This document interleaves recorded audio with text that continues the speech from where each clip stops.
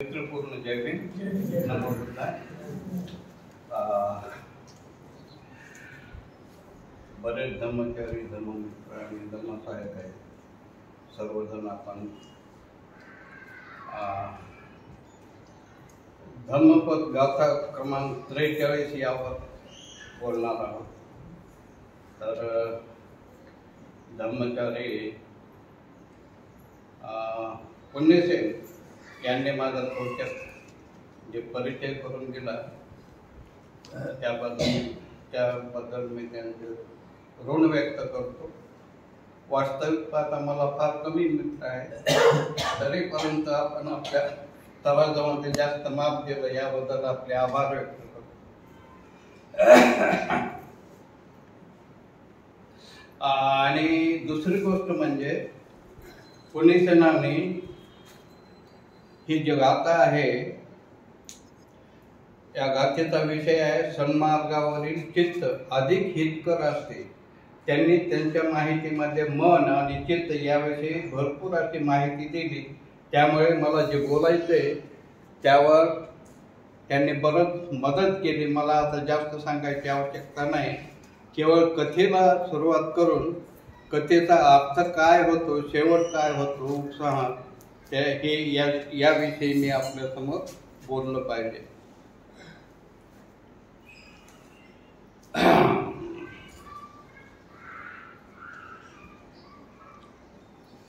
ही गाथा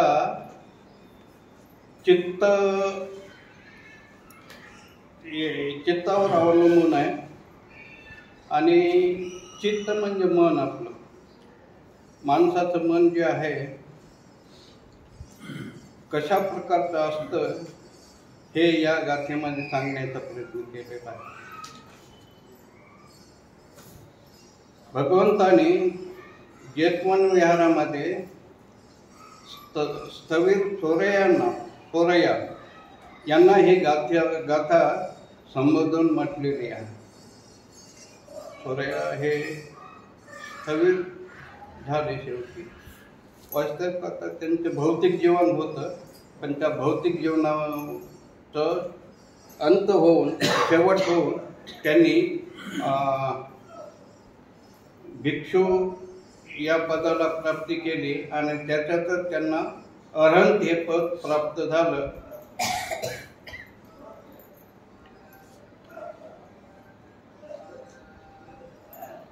तर ही जी गाथा आहे खूपच चमत्कारिक गाथा आहे। खरं म्हणजे तुम्ही जर हे वाचन केलं तर हे चमत्कार याच्यात आपल्याला दिसून येईल।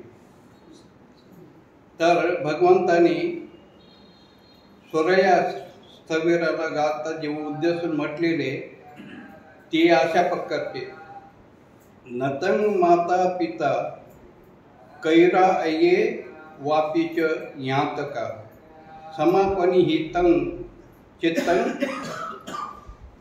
सोरया सो न ततो करे। याचा काव्यानुवाद असा आहे की न हित आपलं जे एखाद्या व्यक्तीचं जे हित आहे माय वा बाप आणि संबंधित जे नातेवाईक करू शकणार नाही ते आपलं स्वतःचं चित्त मन हे जर सन्मार्गाला लागलं तर आपोआपच होते। वास्तविक पाहता माणसाचा जन्म होतो, बाळ जन्माला येतं, मोठं होते, किशोरावस्था होते, त्याच्या आयुष्यामध्ये त्याचे आई वडील त्याला मदत करतात। तो थोडा मोठा झाला की त्याला शिक्षण मिळते, त्याला गुरुजन मिळतात। या सगळ्याकडनं काय होते, माणसाचं चांगले संस्कार त्या व्यक्तीवर घडविल्या जातात। असं असूनही काही वेळेला काय, जर एखादी व्यक्ती सुमार्गावर गेली त्याचं कल्याणच कल्याण आणि त्याच्यामुळं इतरांचं सुद्धा काय कल्याण होऊ शकते। परंतु न कळत ती व्यक्ती सुमार्गाशिवाय अन्य मार्गावर गेली तर त्याचं कल्याण होऊ शकत नाही आणि त्याचं समाजाला सुद्धा धोका असू शकतो। अशा प्रकारचं या याच्यामध्ये सार मला दिसतंय.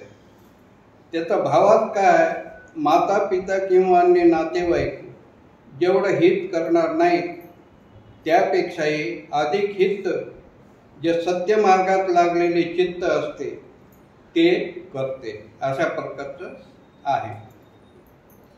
आता ही कथा मी अगोदर सांगितलं त्याप्रमाणे चमत्कारिक अशी कथा आहे. मी कथेला सुरुवात करतो. एकदा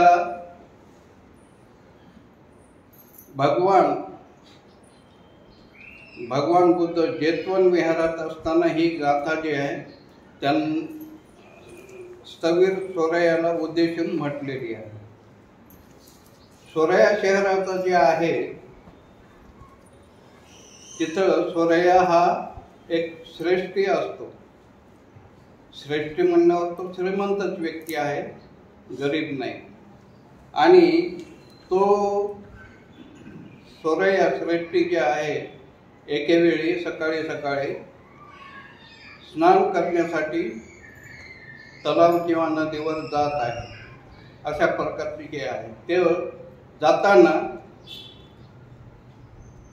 त्याच्यासोबत काही सवंगडी मित्र आहेत आणि काही सेवक आहेत आणि तो बैलगाडीत बसलेला आहे आणि जात आहे तो स्नानासाठी.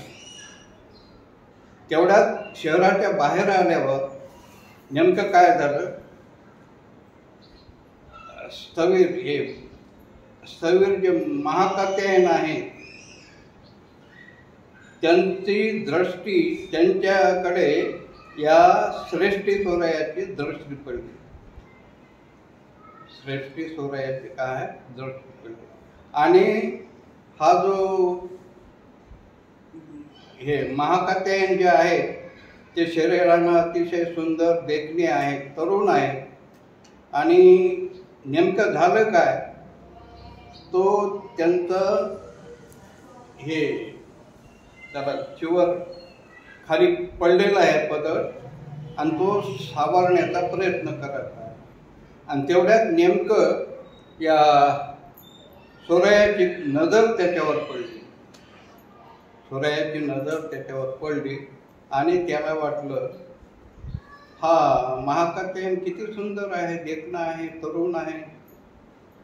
हा जर माझी पत्नी असता तर माझं भलं झालं असतं, असा विचार कुणाच्या मनात आला, सोरया श्रेष्ठीच्या. आणि नेमकं त्याच वेळी काय झालं, चमत्कार जे म्हणतो ते या ठिकाणी घडलेला आहे. त्या सोरयाचं लिंग बदललं. हा पुरुष होता ना, त्याचं लिंग बदललं आणि तो स्त्री झाला. स्त्री झाल्याबरोबर त्याच्या लक्षात आलं, अरे आपलं तर काही वेगळं झालेलं आहे, चमत्कार झालेला आहे. आणि मग तो गाडी सोडून काय झाला, धावत सुटला. धावत सुटल्यावर त्याचे मित्र, त्याचे सेवक त्याचा पाठलाग करायला लागले. वास्तविक पाहता माणसाचं चालणं स्त्रियापेक्षा फास्ट असतं. परंतु इथं नेमकं काय झालं, सोरयानं त्या स्त्री सोरयानं अशी काय धूम टाकली की पुढे जाऊन एका गाडीवानाला गाठलं.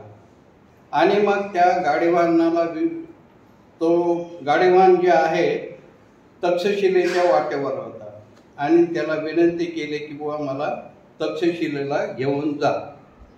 आणि असं म्हटल्याबरोबर तो बसला आणि तेव्हा चालायला लागला. इकडे हे कुणालाही थांगपत्ता सोरया श्रेष्ठीचा लागला नाही. आणि मग तो त्या गाडीवानाला एक अंगठी मुद्रा दिली आणि त्याला जे काय घडलंय ते सांगितलं त्या गाडीवानाला तक्षशिलेला जाताना. आणि मग त्या गाडीवानाच्या लक्षात आलं की हा सुंदरता आहे. मग त्यांनी तक्षशिलेच्या श्रेष्ठीला या स्त्री सोरयाची काय करून दिली, भेट करून दिली. आणि ती माहिती सांगितली की हा कसं काय होतं, त्याचा इतिहास थोडक्यात सांगितला. आणि मग त्या तक्षशिलेच्या श्रेष्ठीला वाटलं अरे हे किती सुंदर आहे, स्त्री असून किती हे, म्हणजे त्या स्त्रीला पाहून त्याला वाटलं हे किती सुंदर आणि चांगलं आहे, देखणी आहे. ते अवर्णनीय असं त्या या स्त्री सोरयाच्या बाबतीत त्याला लक्षात आलं. आणि मग ते सांगता क्षणी त्या तक्षशिलेच्या श्रेष्ठीनं काय केलं, त्या स्त्री सोरयाशी विवाह केला, लग्न केलं, आणि मग तो संसार त्याचा करू लागला.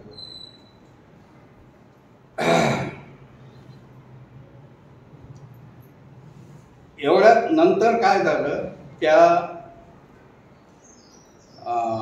सोरया श्रेष्ठीचा एक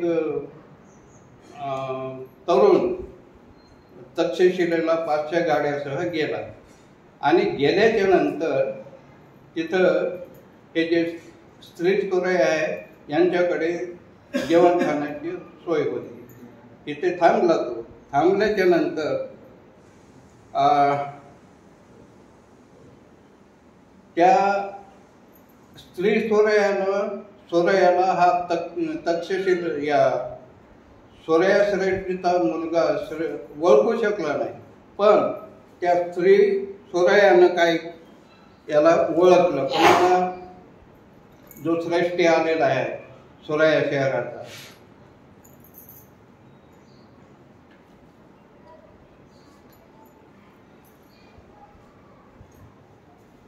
त्यांचं त्या श्रेष्ठीचं पूर्ण माहिती, तुमचे नातेवाईक कसे आहेत, कोण काय कसं आहे याविषयी काय केलं, विचारणा केली. आणि ते सोरया श्रेष्ठीच्या मुलाचं सगळं माहिती कळाल्यावर त्याच्या लक्षात नाही आलं की हे कोण आहे. त्या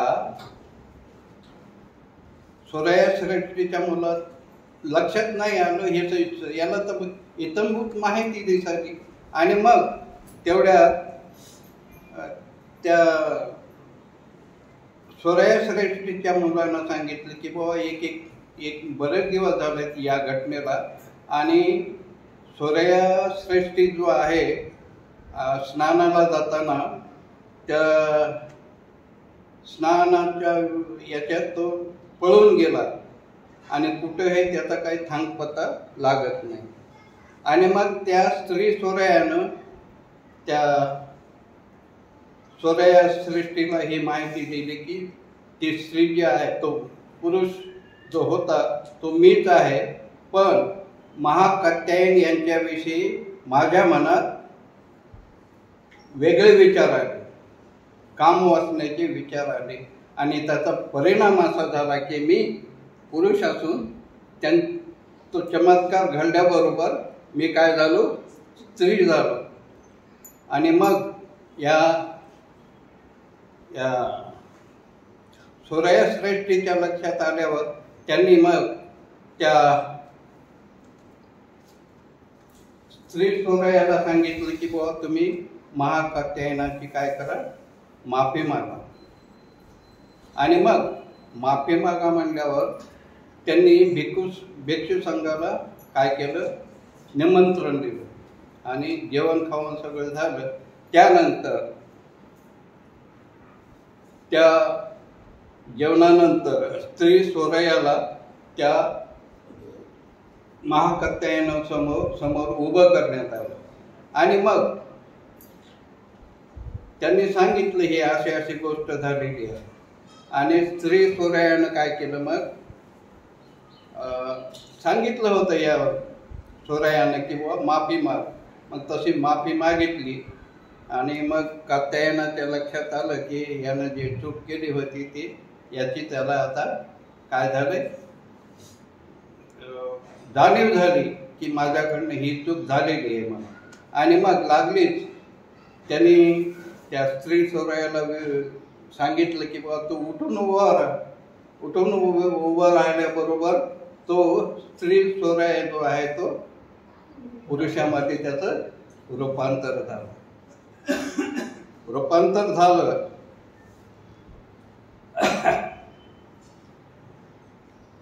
आणि त्याला आता ह्या सगळ्या त्या एकाच जीवनामध्ये एकाच शरीराला पुरुष असताना त्याला 2 मुलं होते आणि स्त्री असताना त्याला 2 मुलं झालेली आहेत. एकाच जीवनात एकाच शरीराला हे अचानक असं या प्रकारची जी घटना घडली त्याच्याविषयी तो फार दुःखी आणि कष्टी झाला. आणि मग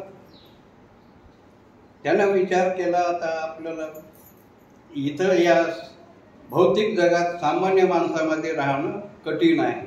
आणि मग त्याने भिक्षू संघामध्ये काय केला, समावेश झाला, प्रवेश घेतला. तो भिक्षू झाला आणि मग ते भिक्षू लोक आहे बघा, आता आपलं सामान्य माणसाचं ठीक आहे, पण भिक्षू लोक आहे त्या सूर्या श्रेष्ठीला विचारू लागले, तुला पुरुष असताना जे 2 मुलं होते त्याच्यावर जास्त तुझं प्रेम होतं का स्त्री सूर्या झाल्यावर जे मुलं होते त्याच्यावर होतं? पहा, आपण सामान्य माणसाला असा विचार येणं हे ठीक आहे, पण भिक्षू संघात एक अशा प्रकारचं चलबिचल होत असते. आता तो सांगू लागला की बुवा कुणी सांगू शकेल का कुणावर त्या सूर्यात कोणत्या मुलावर जास्त प्रेम होते हे आपण कोणी सांगू शकता का? बोधिशब्द सांगा. आपल्या मुलं सगळे सारखे असतात, पण ज्या वेळेस आई राहते तर त्यावेळेची तिची ममता वेगळी राहते. पुरुष राहतोय तो कमाई करणं, लेकरं जगवणं, वागवणं इतकं त्यात असते, म्हणून त्याला महिलाचा अनुभव नसतो. महिला ठीक आहे, धन्यवाद. तर तो नेहमी सांगायचं की बुवा स्त्री सूर्या जे असताना जी मुलं झाले त्याच्यावर माझं काय आहे जास्त प्रेम. हे कोणी ना कोणी त्याला विचारून त्यांनी काय नेहमीच त्याला त्रास देऊ लागले. आणि त्याचा परिणाम असा झाला की तो स्थवीर, तो जो भंते झालेला होता, त्यांनी स्वतःला एकांतामध्ये गाठून घेतलं. काय केलं? एकांतामध्ये गाठून घेतलं आणि मग त्यांनी ध्यानामध्ये जास्त काय केलं, आपलं लक्ष केंद्रित केलं. त्याचा परिणाम असा झाला की एका स्तरावर, उच्च पातळीवर गेल्यावर त्याच्या हे लक्षात आलं की या जगामध्ये जे आहे अनित्यता आहे. कोणती गोष्ट टिकून कुठेही राहत नाही. हा अनित्यता आपल्या याच्यामध्ये 3 गोष्टी सांगितलेल्या आहेत, दुःख, अनित्य, अनात्म. तर त्या अनित्यावर त्याने असं एवढं काही चिंतन केलं की त्याला अरंथे पद प्राप्त झालं. त्यामध्ये त्याला अरंथे पद प्राप्त झालं. आणि मग त्या अरहंत झाल्यावर सगळे लोक त्याला काय करू लागले, विचारू लागले पहिल्यासारखं हे भिक्षू लोक. तर तो म्हणला बुवा आता मी सर्व या सगळ्या गोष्टीवर प्रेम करायचं सोडून दिलं, आता मी उपेक्षा भावानं राहतो अशा प्रकारचं सांगितलं. पण त्या जे भिक्खू होते त्यांना हे खोटं बोलायला अशा प्रकारची जाणीव झाली. वास्तविक पाहता सूर्याला काय खरोखर जे कंडिशन होती ते सांगण्याचा प्रयत्न केला, पण भिक्षू लोकांची काय खात्री पटली नाही. हे आता पहिलं जे सांगत होता तो तसं काही न सांगता मला का कोणाविषयी प्रेम भावना नाही, उपेक्षा भावना तयार झाली असं सांगत आहे असं म्हणल्यामुळं ते विचार केला आणि हे भगवंताकडे गेले कंप्लेंट घेऊन. आणि भगवंताला सांगितलं ह्या सूर्या श्रेष्ठी जो आहे खोटं बोलत आहे, कारण तो अगोदर वेगळे उत्तर देत होता, आता काही वेगळेच उत्तर देत आहे. आणि मग भगवंताने सांगितलं जो कोणी अरहंत होईल त्याला भगवंत काय म्हणायचे, हा माझा पुत्र आहे, मुलगा आहे. आणि मग त्या भगवंतानी त्या याला सूर्याला उद्देशून ही गाथा मांडलेली, मी ज्या अगोदर आपल्याला सांगितलं ते. आणि मग माता पिता किंवा अन्य नातेवाईक जेवढे हित करणार नाही त्यापेक्षाही अधिक हित सत्य मार्गात लागलेले चित्त करते. या गाथेचा अर्थ स्पष्ट अर्थ अशा प्रकारचा आहे. आणि मग सूर्यश्रेष्ठीला उद्देशून ही गाथा म्हटलेली आहे. माझ्या मते आता इथपर्यंत मी जे सांगितलं गाथेचा मूळ अर्थ मी सांगण्याचा प्रयत्न केला, इथपर्यंत ओके झाला. आता यावर आधारित काही टिप्पण मी काढलेले आहेत ते आपल्याला सांगण्याचा प्रयत्न करतो. म्हणजे कसं, माणसाच्या जीवनात सन्मार्गाला लागल्यावर काही चांगल्या गोष्टी त्याच्या आयुष्यात घडतात आणि त्या गोष्टीचं मी हे सांगत आहे. औदार्य म्हणजे मनाचा मोठेपणा. आपलं मन जे आहे उदार अंतःकरणाचं पाहिजे. आपलं मन काय आहे? उदार अंतःकरणाचं पाहिजे. आपल्याकडे समजा आपण एखाद्या घरी जेवत आहोत, कोणी परका माणूस आला तर त्याला आपलं कर्तव्य काय आहे? बाबा 2 घास माझ्यासोबत जेवा. किंवा आपण चहा घेत आहोत, तो व्यक्ती आला तर बाबा हे चहा घ्या असं म्हणणं आपलं कर्तव्य आहे. पण काही वेळेला काय होते, चहा घेतात देतात सगळं काही ठीक आहे, काही वेळेला कोणी म्हणतच नाही. म्हणजे माणसाचा स्वभाव इथं कसा आहे ते आपल्या लक्षात येतो. एक यावरची घटना मी सांगतो. धम्ममित्र झाल्यावर सुवासिन जे आहे पुण्याला नेहमी जायचे आणि चंद्रबोधींच्याकडे ते थांबायचे. पण दुसऱ्या व्यक्तीला ते भेटायला सहज गेले. सहज गेल्यावर त्यांनी विचारपूस केली आणि तो जेवत होता व्यक्ती. आता यांना सुवासिनीला वाटलं आता हे काहीतरी 2 घास जेवा असं म्हणेल. त्या ग्रस्तानं अजिबात विचारणा केली नाही आणि पाहुणचाराच्या दृष्टीनं चहा पाणी घ्या असंही म्हणलं नाही.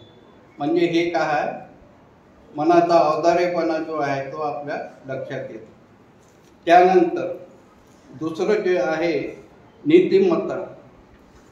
आता नीतिमत्तेवर मी बोलायला काही आवश्यकता नाही, कारण पोलीस सेनानी पंचशील घेतलं, विधायक पंचशील घेतलं.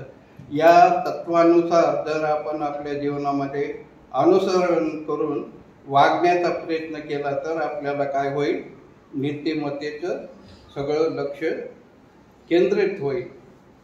आपल्याला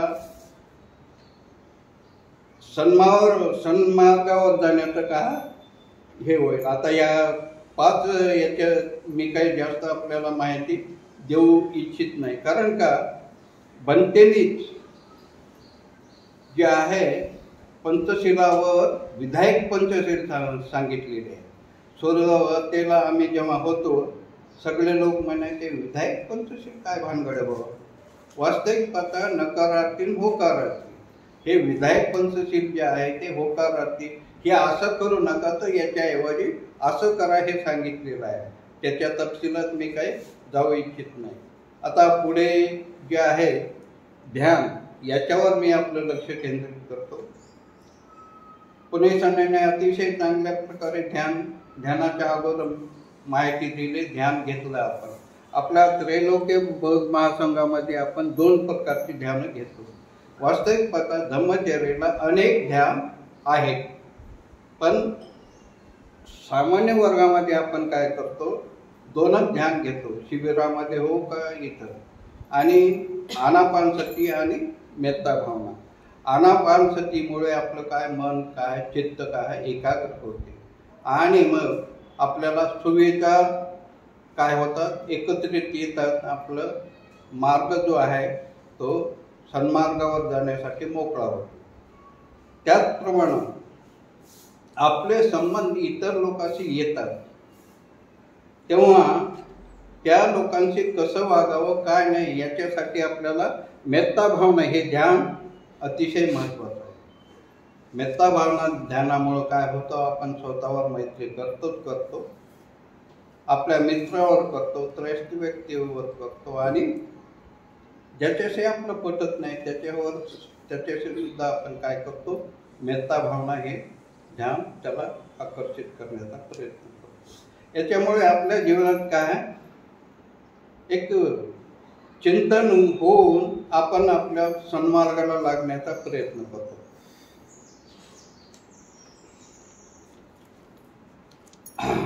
आदर याविषयी मी सुरुवातीला सांगितलं तसं लहानपणी आपले आई वडील आपलं संगोपन करतात, आपल्या शिक्षणाला सगळ्या गोष्टीला प्राधान्य देतात. त्यामुळे आपल्या आई वडिलांचं आपण काय आहे नेहमीच त्यांचं चांगल्या प्रकारे वर्तणूक ठेवायला पाहिजे. त्यांचं आपल्याला गायडन्स झालं याबद्दल आपण नेहमीच ऋण व्यक्त केलं पाहिजे. शिवाय जे कोणी सगळे सोयरे आपल्या घरी आले तर त्यांचं सुद्धा आपण आदर सत्कार केला पाहिजे. त्याचप्रमाणे आपल्या शिक्षणामध्ये जे गुरुजनांनी आपल्याला जे काही शिकवलं त्यांचे आपल्यावर उपकार आहेत अशी जाणीव ठेवून आपण सुद्धा काय त्या गुरुजनांची सुद्धा आठवण ठेवायला पाहिजे.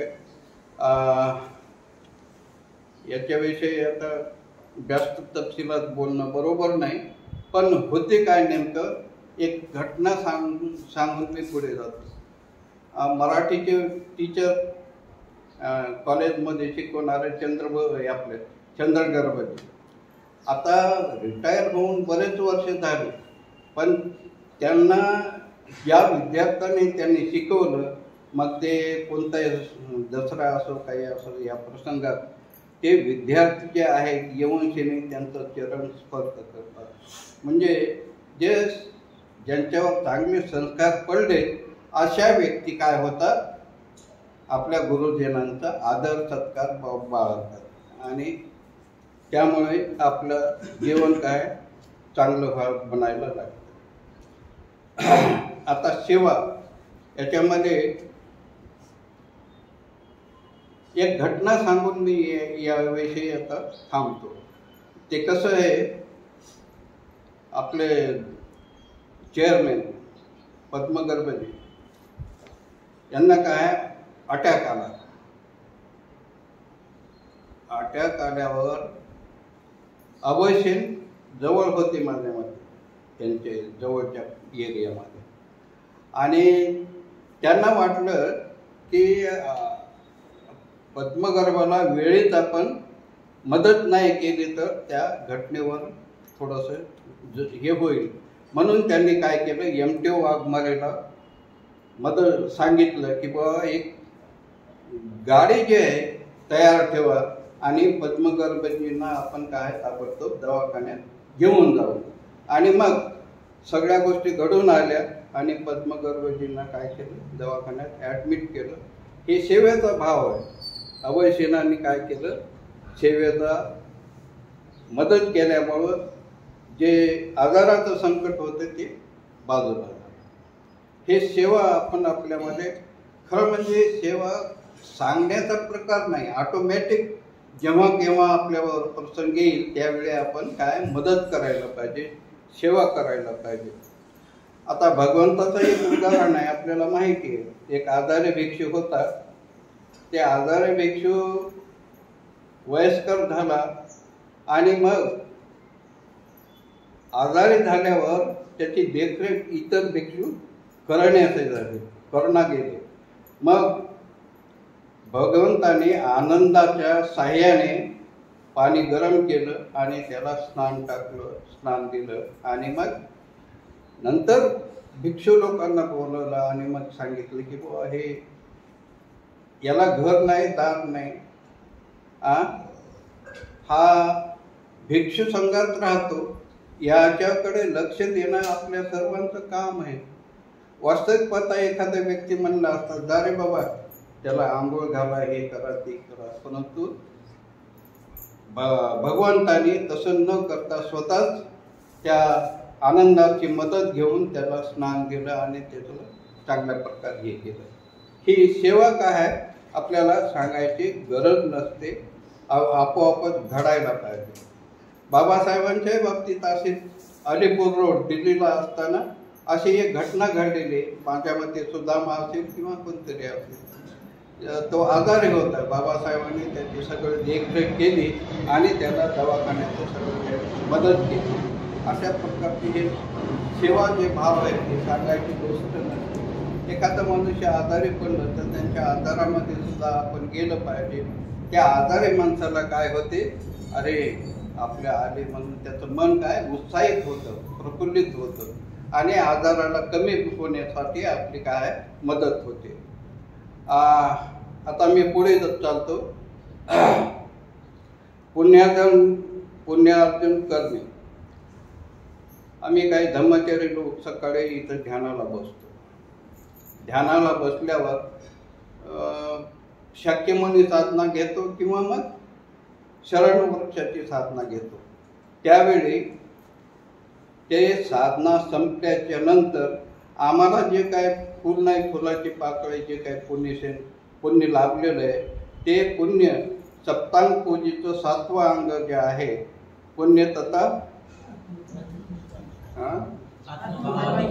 आत्मभावादी परित्याग, याचं आम्ही पठण करतो आणि जे काय आम्हाला प्राप्त झालं फुल नाही, फुलाची पाकळी म्हणून त्यांच्यासाठी आम्ही हे अर्पण करत असतो.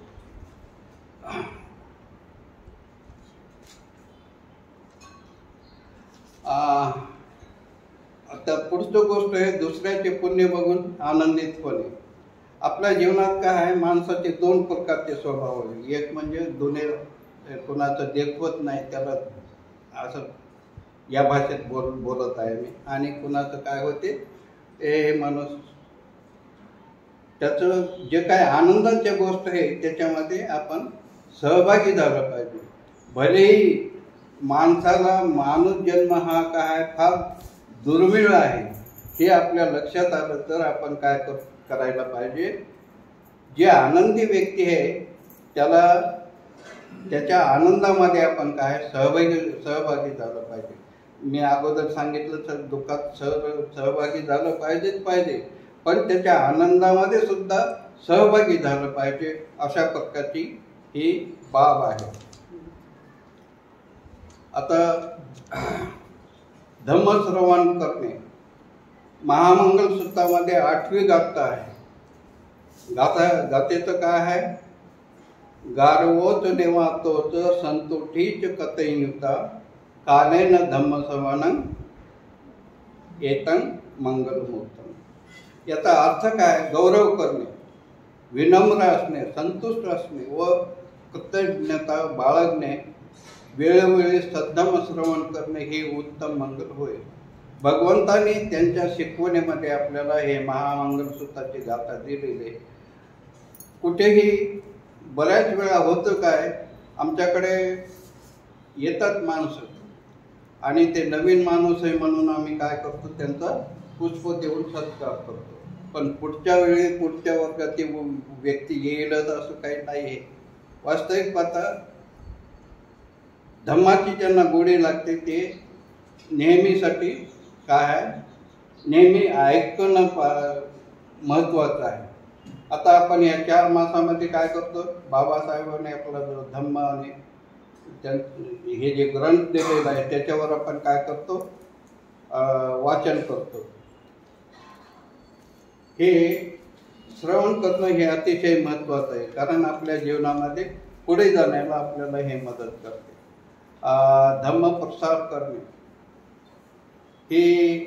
हे त्रैलोक्य बौद्ध महासंघाचं जे काय आहे हे फाउंडेशन आहे. जे धम्माचार्य होतात, धम्ममित्र असतात ते याचं पालन करतात. आता मी पाहतो 1978ला मी नोकरीला होतो, आमचं सावंत साहेब होते. 1978ला आपलं 14 एप्रिलला चंद्रबोधीजी बुद्ध यांचे आणि काही भंतेची पुस्तके घेऊन तिथं दुकानावर बसलेले होते. स्वतः त्यांनी ते विकले, पण मला तेवढंसं काही आकर्षण वाटलं नाही. परंतु कालांतराने सुहासिनीच्या सोबत राहून मग आम्ही या धम्माकडे वळलेलो आहोत. तर सांगायचं तात्पर्य म्हणजे काय, आज 45 वर्ष झाले जवळपास चंद्रबोधींच्या आयुष्याकडे पाहिलं तर त्यांनी स्वतः काय केलंय, आपलं आयुष्य या धम्म प्रसार आणि प्रचारासाठी वाहून घेतलंय. आणि आज आपल्याला आपण पाहतो वारेकवाडला मोठा वृक्ष झालेला आहे. त्याचे ते जे अनेक शिबिरं होतात आणि समाजाला त्याचा फायदा होतो. अशा प्रकारचं जे संघामध्ये काम करतात धम्मचारी, त्यांना छोटं मोठंच का होईना, फुल नाही फुलाची पाकळी, जेवढं होईल तेवढं मदत करतात. अशा प्रकारचं हे कार्य आहे. या ठिकाणी मी थांबलं पाहिजे. आपण सर्वजण माझे जे काय आहे या गाथेविषयी आपण विचार ऐकले. गाथा चमत्कारिक होती, परंतु अनित्य बोध याच्यावर स्थविरांनी जे आहे प्रभुत्व गाजवलं, त्याच्यावर अरहंतपद प्राप्त केलं. आणि जो गाडी हे करत असताना त्याच्या मनामध्ये जे विचार आले, अरे हे महाकथान किती सुंदर असलं तर माझा बेडा पार झाला असता असं वाटलं. पुरुषाचं स्त्री झालं आणि नंतर मग त्याला त्या सगळ्या गोष्टीचा पश्चाताप झाले. आणि मग त्याचं जीवन जे आहे स्वतःसाठी तर झालं चांगलं, इतरांसाठी आदरणीय झालं. याबद्दल हे भगवंताने ही गाथा सांगितलेली आहे. गाथा नंबर 33 ते 43 हे चित्तवर्गावरच ध्यान आहे, हे सांगितलेलं आहे. आणि आपल्या माणसानं आपलं मन, आपलं चित्त चांगल्या मार्गाला लागलं तर आपला फायदा होईलच होईल, समाजासाठी फायदा होईल, हे सांगण्यासाठी या ठिकाणी या गाथेचा अर्थ आहे. एवढं सांगून एवढं मी आपलं रजा घेतो. मला या कार्यक्रमासाठी आदरणीय धम्माचारी पद्मगर्भजी यांनी परवानगी दिली. त्याचप्रमाणे आजच्या कार्यक्रमात पुण्यसेनांनी जे आहे ध्यान घेतलं, माहिती दिली, त्याबद्दल त्यांचे आभार व्यक्त करतो. आपण सर्वांनी शांतपणे माझे जे काही मला बोलायचं होतं, चमत्कारिक गाथाचं जे काही सांगायचं होतं ते सांगण्याचा प्रयत्न केला. आपण शांतपणे ऐकून घेतला, त्याबद्दल आपल्या सर्वांचे ऋण आभार व्यक्त करतो आणि थांबतो. जय भीम, नमो बुद्धाय.